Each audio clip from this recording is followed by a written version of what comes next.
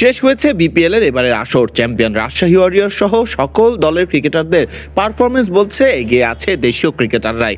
যদি তালিকা তৈরি করা হয় বিপিএল এর সবচাইতে ভালো ক্রিকেটারদের, কারা থাকবেন এবারের বিপিএল এর সেরা একাদশে? শিরোপা জেতা দল রাজশাহী ওয়ারিয়র্স থেকে থাকছেন বেশ কিছু ক্রিকেটার। নিজের দারুণ ক্যাপ্টেন্সির পাশাপাশি অধিনায়ক নাজমুল হোসেন শান্ত ব্যাট হাতেও ছিলেন এই বিপিএল এ বেশ ছন্দে। ব্যাট হাতে 13 ম্যাচে 355 রান করা শান্তকে এই একাদশের অধিনায়ক বানানো যেতেই পারে। শান্তর পর এই তালিকায় আরও থাকছেন ফাইনালের মঞ্চে শতক হাঁকানো ব্যাটার তানজিদ হাসান তামিম। পুরো বিপিএল জুড়ে 356 রান করা তামিমের পাশেই ওপেনার হিসেবে বিপিএল এর সেরা একাদশে থাকছেন সিলেট টাইটান্সের আরেক ওপেনার পারভেজ হোসেন ইমন। পারভেজ ইমন অবশ্য এই বিপিএল এর সবচাইতে বেশি রান পাওয়া ব্যাটার। ইমনের রানের সংখ্যা 335, অর্থাৎ প্রায় 400 ছুঁই। সাথে থাকছেন রংপুরের হয়ে ওপেনিংয়ে নেমে চমক দেখানো তাওহিদ হৃদয়ের নামটিও।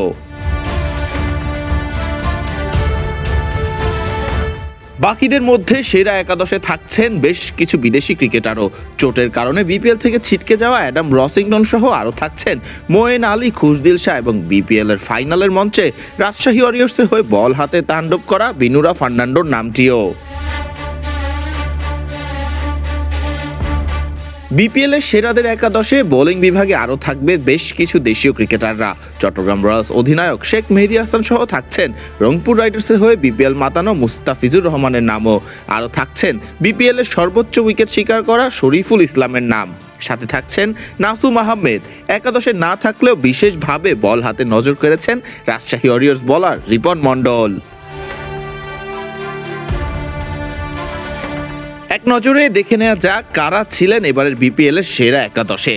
অধিনায়ক নাজমুল হোসেন শান্ত, অ্যাডাম রসিংটন, পারভেজ হোসেন ইমন, তানজিদ হাসান তামিম, তাওহিদ হৃদয়, মোয়েন আলী, খুশদিল শাহ, শেখ মেহেদী হাসান, শরীফুল ইসলাম, মুস্তাফিজুর রহমান এবং বিনুরা ফার্নান্ডো।